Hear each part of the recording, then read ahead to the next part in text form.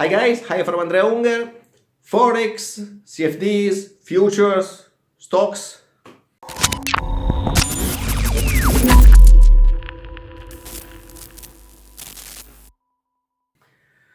This is a question that often comes up.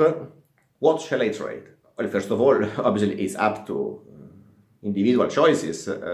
I can say the following. I would say that normally Forex and CFDs are a good choice, if not a must, for those who, being willing to trade, don't want to dedicate too much capital to trading. So if they don't have a large amount of money in their trading account, it's nearly compulsory to use instruments such as Forex or CFDs where you can scale down your position to the small level you need to trade with a reasonable risk and not with an excessive risk. In theory, the scalability is possible also on stocks. But here, the problem is that normally the commissions that you have to pay when you enter a position on the stock market are not proportional to the capital you put in that position. So if you trade with a very small amount, the cost of the operation is excessive compared to the opportunity of that operation. I don't know if there are brokers offering commissions in percentage of the capital you invest. I'm not aware of that really. In Italy we had one. I'm not sure if it's still there. But in case you know something, write it in the comments. We will all be happy to be informed because it's a useful information. Costs on Forex and CFDs are different. Spread, some are hidden costs, not hidden, I mean, openly shown by your broker, but sometimes neglected by traders, a swap, overnight, and so on. All these things, they have an impact. You have to evaluate everything, but obviously, generally speaking, everything is proportional to the amount of money you put in the single trade. If money is not the problem, you can open your horizons to stock and futures. Stocks, I don't trade them anymore. I did it in 2007 and I did that in two different ways. One way was with the same strategies, models I use today for the futures market.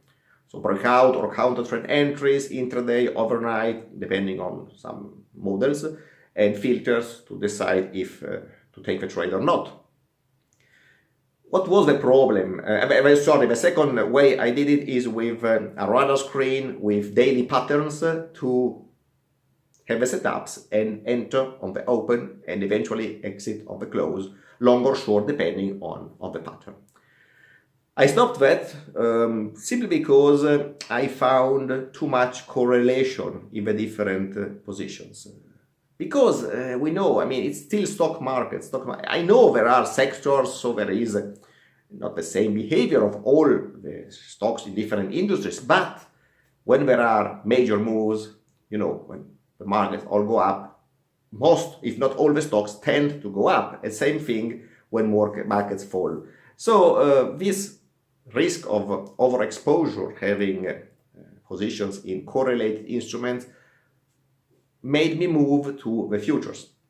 On futures, I can really diversify, going from grains to metals to energy futures, also stock index futures and currency futures, but there is a real mix. Also in this case, there are correlations or inverse correlations, but obviously the level is lower and there is a much wider opportunity of diversification and therefore in risk reduction on the overall portfolio. That's why I trade there. I'm not promoting futures. I'm not telling you not to trade stocks. I'm not keeping you away from Forex or CFDs. I'm just telling you my point of view and the reason why I made a choice instead of another choice. So guys, again, I'm not mentioning options or this may be a different chapter, but here we are talking about standard instruments. If your capital is small, look at Forex and CFDs. for the scalability they offer.